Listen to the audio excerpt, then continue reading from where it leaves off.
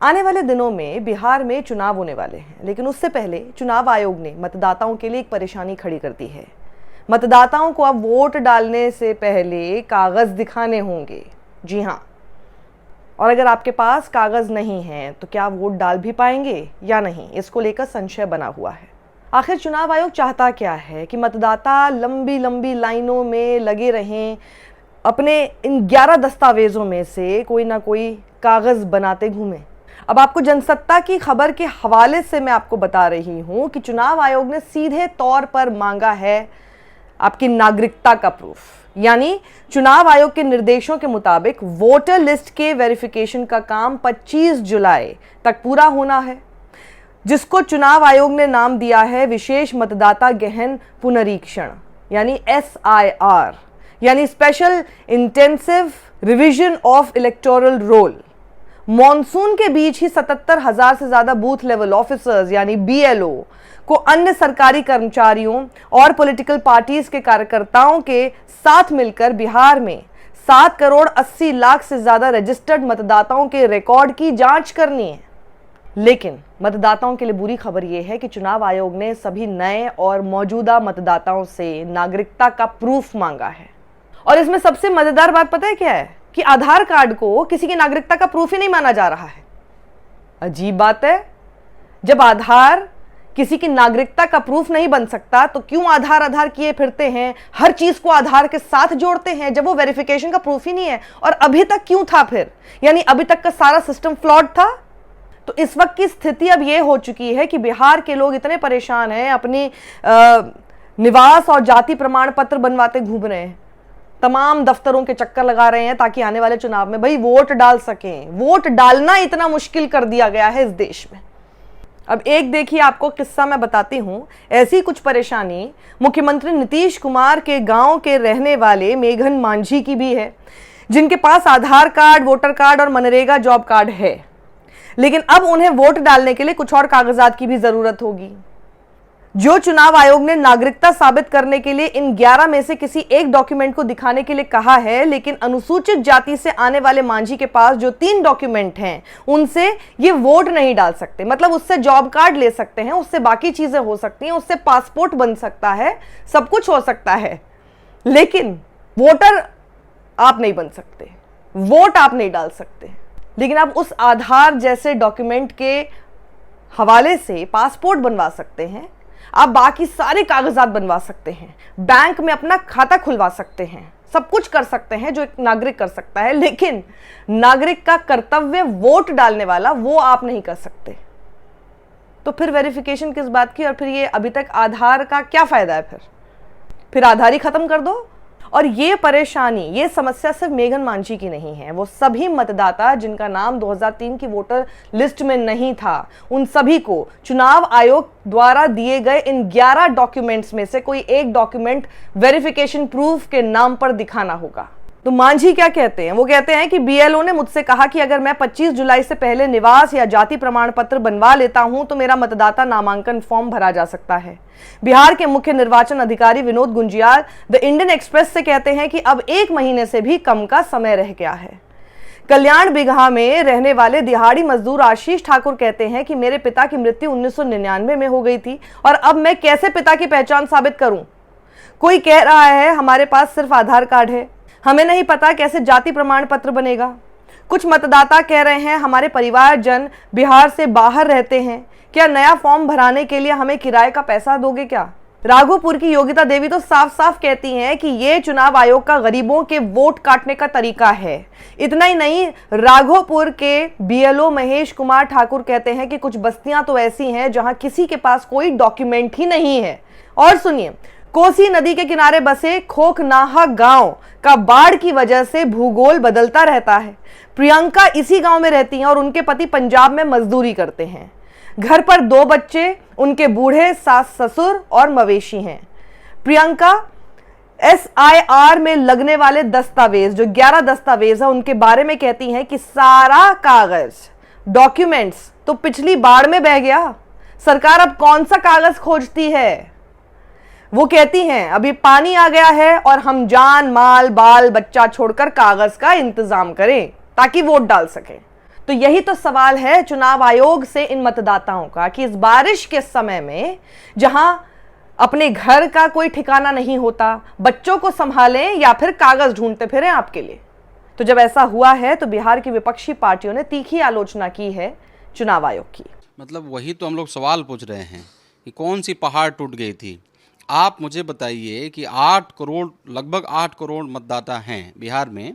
8 करोड़ मतदाता को आप एक महीना में जा रहे हैं वेरीफाइड करने कि आप रहने योग्य हो या नहीं रहने योग्य हो। मैं भी कह रहा हूँ कि आपको जो लग रहा है गलत है उसको आप हटा दीजिए। इलीगल लोग, जो भी माफिया लोग हैं, जो भी गलत लोग हैं, जो भी गलत रीति से मतदाता सूची में जिनका नाम है, आप हटाइए। कौन उसका तो मैं भी, आप हमेशा रोहिंग्या के बारे में बोलते हैं, हम लोग हमेशा रोहिंग्या के बारे में कहते हैं कि आप हटाइए जितना जल्दी हो सके।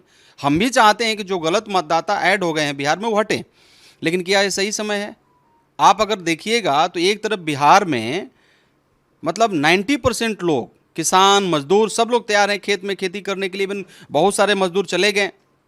उस समय आप एक फरमान जारी कर रहे हैं और फरमान आपका ये है कि अब हम नया लिस्ट बनाए देंगे।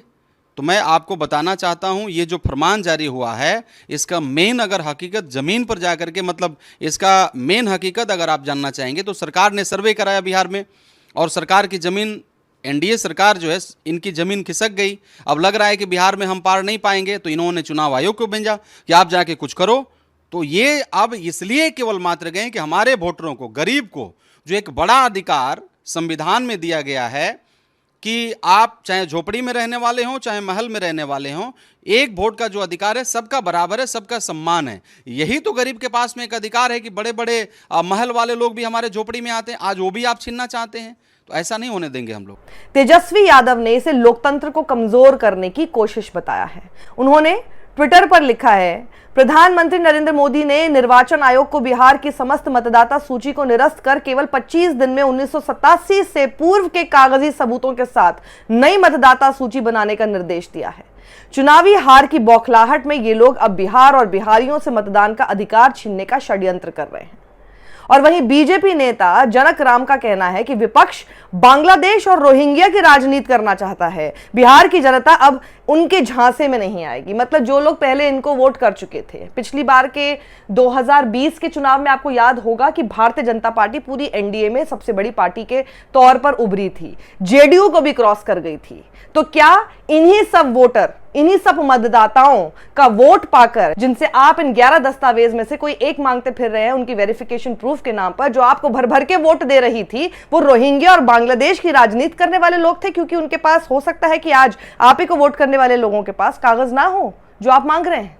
तो वहीं देखा जाए तो सत्ता पक्ष और विपक्ष के बीच इस आरोप प्रत्यारोप से थोड़ा इतर समाज विज्ञानी भी इसकी टाइमिंग को गलत मानते हैं। Migration, worker and fundamental freedom सहित कई किताबों के लेखक और समाजशास्त्री पुष्पेंद्र बीबीसी से कहते हैं, यह बिहार की एक बड़ी आबादी की पॉलिटिकल सिटीजनशिप पर आफत है। कुछ एक्सपर्ट्स का तो यहां तक कहना है कि 2003 में एसआईआर में 1.5 साल लगे थे, इस बार सिर्फ 1 महीना। आखिर कैसे संभव हो पाएगी ये एक्सरसाइज इतनी बड़ी आबादी के लिए? और अभी तक सो रहे थे। महादलित समुदाय के बीच अपने जमीनी काम के लिए सुधा वर्गीज को पद्मश्री से सम्मानित किया गया है। वो इस पर कहती हैं, हमारे अनुसूचित जाति बिहार में यानी महादलित के लोग गरीब हैं, उनके पास जमीन नहीं है, पढ़ाई लिखाई नहीं है और कोई डॉक्यूमेंट नहीं है। सरकार उनको वोटिंग के संवैधानिक अधिकार से कैसे बाहर कर सकती है? दरअसल अगर बिहार को आंकड़ों में देखें तो यह देश का सबसे ज्यादा बाढ़ प्रभावित राज्य है। राज्य के भूगोल का 73% हिस्सा बाढ़ प्रभावित रहता है। इसी तरह शैक्षणिक योग्यता की बात करें तो बिहार सरकार के जातीय सर्वे के मुताबिक सामान्य वर्ग में 17.45, ओबीसी में 21.69, ईबीसी में 24.65, एससी में 24.31, एसटी में 24.52, अन्य जातियों में 18.32% लोगों ने सिर्फ पहली कक्षा से 5वीं तक पढ़ाई की है। राज्य में ऐसे लोगों की संख्या 22.67% है। इसी तरह 9वीं और 10वीं कक्षा का आंकड़ा देखें तो बिहार में 15% से भी कम लोगों ने मैट्रिक पास किया है। और इसी तरह ग्रेजुएशन पे भी आ जाते हैं। ग्रेजुएट सिर्फ 6.11% और पोस्ट ग्रेजुएट सिर्फ 0.82% लोग हैं। वहीं आवासीय स्थिति के मोर्चे पर भी बिहार बदहाल है। आवासीय स्थिति को जानना इसलिए महत्वपूर्ण है क्योंकि दस्तावेज में घर या जमीन का प्रमाण पत्र भी मांगा गया है और इसीलिए मैं इसका जिक्र कर रही हूं। सरकार के सर्वे के मुताबिक सिर्फ 60% लोगों के पास ही पक्के मकान हैं। राज्य में 26.54% लोग टीन या खपरेल की छत के नीचे और 14.09% झोपड़ी में रहते हैं। वहीं 0.24% लोगों के पास घर ही नहीं है। लेकिन जिन मतदाताओं के पास इन 11 दस्तावेज में से कोई भी नहीं होगा, उनका आखिर क्या होगा, ये एक बड़ा सवाल और चिंता का विषय बना हुआ है। और टाइमलाइन, समय है सिर्फ 1 महीने का। और जो लोग बिहार से बाहर रहते हैं या जिनका नाम SIR में छूट जाए, उनका क्या होगा? जिनके दस्तावेज, जिनके सारे कागजात बाढ़ में बह जाते हैं, उनका क्या होगा? क्योंकि बिहार के 28 जिले तो बाढ़ प्रभावित इलाके में ही आते हैं। तो क्या ऐसे लोगों के लिए चुनाव आयोग ने कुछ नहीं सोचा है? तो ये संशय क्यों बना हुआ है? वहीं जिस बिहार में पूरा वोटिंग प्रतिशत ही बमुश्किल 60% पहुंचता है, उस बिहार में ये SIR आखिर कैसे होगा? ये बात तो मुझे समझ ही नहीं आ रही है। और मेरी तरह ही मतदाता भी कंफ्यूज्ड हैं, परेशान हैं, असमंजस में हैं, किसी को कुछ नहीं पता। ये कर क्यों रही है सरकार? ये चुनाव आयोग ने क्यों किया है? ये एक बहुत बड़ा सवाल है और घर घर तक इस वक्त पहुंचना चाहिए, क्योंकि ये आखिर समय में इस तरह से लोगों को कागजों के लिए दौड़ाना, अचानक से 11 दस्तावेज सामने रख देना, आधार कार्ड को जो अभी तक हमारे लिए सबसे बड़ा हमारा वेरिफिकेशन प्रूफ माना जा रहा था, उसे वोटिंग के लिए निरस्त कर देना, ये कहां तक जायज है? इस पर कमेंट बॉक्स में अपनी राय जरूर दीजिएगा। आपको हमारा काम अगर पसंद आता है, हमने रेजरपे का लिंक जनरेट किया है, आप उसमें हमें कंट्रीब्यूशन दे सकते हैं, हमारी टीम को सराह सकते हैं। वहीं आप हमारा एक बैकअप चैनल है साक्षी 2.0 यूट्यूब पर, उसे भी आप सब्सक्राइब कीजिए ऐसे समय के लिए हमारे इस चैनल पर कोई आफत आ जाए और हमारे पास एक और प्लेटफॉर्म हो आप तक अपनी आवाज़ पहुंचाने के लिए। और इस चैनल को जो कि साक्षी जोशी है यूट्यूब पर, उसे सब्सक्राइब नहीं किया है तो कर लीजिए, और अगर कर लिया है सब्सक्राइब तो बेल आइकन दबाना मत भूलिएगा, क्योंकि उसी से आपको मेरे नए वीडियोस का नोटिफिकेशन मिलता रहेगा। आने वाले समय में तमाम अपडेट्स और ज़्यादातर बिहार से जुड़ी हुई खबरें आप तक पहुंचाने का सिलसिला बना रहेगा। सत्यमेव जयते।